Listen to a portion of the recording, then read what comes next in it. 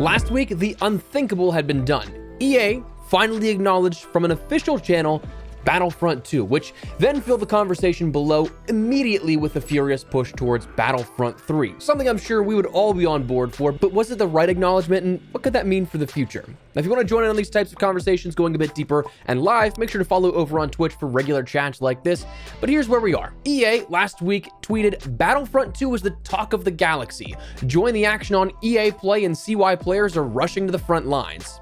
Now, of course, this is a lighthearted mention of something doing well for sure, and with a lack of acknowledgement from the main EA accounts and instead the EA Play account, their subscription membership for their library of games, it's simply a promo for a game already available on their service, while also perhaps a subtle plug for even more sales to be made. But they finally did it. Something officially from EA acknowledged Battlefront II, something we kind of thought wouldn't happen. Now, is this going to end up leading to something? While it's fun to say, hey, they see us, and I really do want them to, in all likelihood, that's just the reality of the situation, that they saw the hype, they're marketing off that hype, and then that's kind of it. Further into the future, perhaps it is something that does get greenlit, but for this in particular, it's not quite the announcement we may have been hoping for, but it is finally making its way up the flagpole. It is something that it's doing so well, they're using it in their official messaging for why you should check out their service. They see it doing well, otherwise they wouldn't be like, hey, check this out.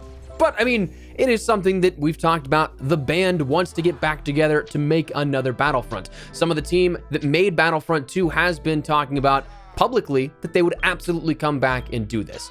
And it's one of the things, they even laid out a sort of plausible timetable on how this could happen, what it would look like, and up until that point, you just got to basically keep hammering down that the community wants this, that there is the audience here for this, that if it were to happen, it would be something worth the investment from that official perspective of a publisher.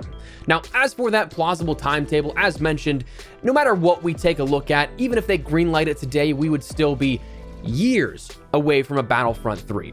DICE is, of course, working on what appears to be named Battlefield 6, so it might not necessarily be in their wheelhouse for the immediate future, but obviously the interest of the community is there, obviously creating buzz. As mentioned, former developers on the game have said they want to get back together and start doing this, but at the very earliest, still years away. One of those former developers, mentioning they'd love to come back, did put forth the idea of a sort of friendly approach for how this could work in both an immediate perspective and the longer term perspective of developing in Battlefront 3. They suggested a Battlefront 2 remaster for whatever next-gen console is coming next. They stated the dev time for these games are usually about 2 to 3 years, with a laundry list of improvements that they would want to make to get into Battlefront 2 and make it even better than the game we're all enjoying currently. Of course, minus the cheater perspective of it. That's something that still does need to be addressed and does need to end up being taken care of from EA and all those that may have any sort of controlling property on how that could happen with an anti-cheat or getting rid of cheating accounts. But there were things they wanted to add in but never got around to adding into Battlefront 2. So they would add this in for a sort of remaster, and then once that showcase happens, once people pick that up, and of course the sales are there, the players are there, that's when it would become financially feasible. That's when you could start to work on a Battlefront 3. They said at that point the team would be familiar with the engine, the assets, and all things could be developed in a shorter time frame, as it's all basically fresh in their mind and is coming off of rebuilding and remastering the game beforehand. So all of that sort of structural work would be done before working on 3. You didn't have to start at square one again. So 5 to 6 years is what they ended up giving in terms of a sort of realistic time frame for what this could be for a Battlefront 3. But I mean, who knows? Maybe it is possible.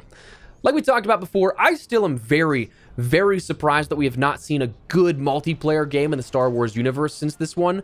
Because, I mean, if you look at the over-commercialization of Star Wars and projects and IP out there right now, we have had so much in recent years with still so much upcoming. I think last video we talked about Battlefront, I rattled off a lot of what was still upcoming. You got things like Tales of the Underworld, Ahsoka Season 2, Vision Season 3, The Mandalorian and Grogu movie. There's that Star Wars Starfighter with Ryan Gosling in 2027. There's Lando, there's Dawn of the Jedi, there's Star Wars New Jedi Order, Rogue Squadron, A Droid Story, The Ninth Jedi, stuff like that, where they're going to be making so many different projects with Star Wars that having a good multiplayer video game is one of those things that still is just, it's not happened, which is kind of crazy, I think. Since, again, Battlefront 2.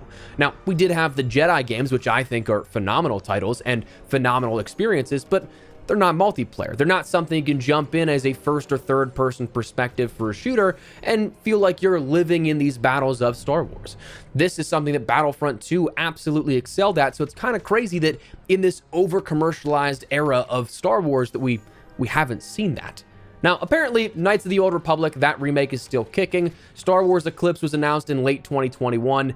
Though there's still not a single shred of information on that to date, which is really curious to me. But like with so much stuff being added into the library, I'm so excited to see if there ever is a Battlefront 3, what sort of areas of content we could see also coming into that. Because I mean, Battlefront 2 was something that was still getting updated outwards of 2020, I think. And at that point, that was still incorporating the sequel films. So like think of all the projects and cool stuff you could end up doing with content for Star Wars content that came out after that point. My biggest thing, I think it'd be so sick to have an Andor DLC or something like that, where you had all of what you had in seasons 1 and 2, and it would all be playable in Battlefront.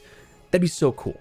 Either way, even if this does happen or not, it's good to see. I mean, it's good to know that the eyes are there on it. It's getting the attention, even if it's just some social media intern at EA, it's running up the flagpole enough. The game is still doing well enough. Of course, it's not necessarily at the peak that it was a week or two ago at this point. Steam numbers are still showing a roughly daily average of around 10,000 peak players, which, while not, again, coming close to that peak we hit a few weeks ago, which was double that on Steam alone, just bear in mind, this is only Steam, so you still have consoles of Xbox and PlayStation as well, and the EA and Origin application as well. So it's still the second highest number on Steam of all time for it being there. So that's still a very good thing to have. Like, it's still a very high player count by comparison to what it was. That resurgence is still holding strong.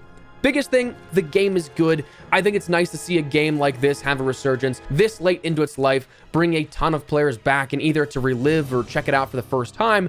The game's got legs again, and it's getting a lot of the love that it deserves. Honestly, still a ton of fun to jump into, definitely worth checking out. Again, it might not necessarily be at that new highest peak that it reached as of a couple of weeks ago, but it's still very populated. You're still going to find matches, and it's still going to be something you can have fun with. And I think that's probably the biggest part out of this entire thing. It's nice to see that when a resurgence like this happens, it doesn't just die off immediately like has happened with other games. This, it peaked, yes, but it still is a nice plateau well above where it was beforehand. So jump in, check it out, play some Battlefront 2, and make your voice still known that we'd like to see a Battlefront 3 sometime in the future. Maybe it happens. But for now, that's going to wrap it up. Let me know your thoughts down below. Drop a like if you guys enjoyed the video and would like to see a Battlefront 3 in the near future. Make sure you subscribe for more coverage on if there is more stuff to talk about with Battlefront. We'll keep you in the loop with that too.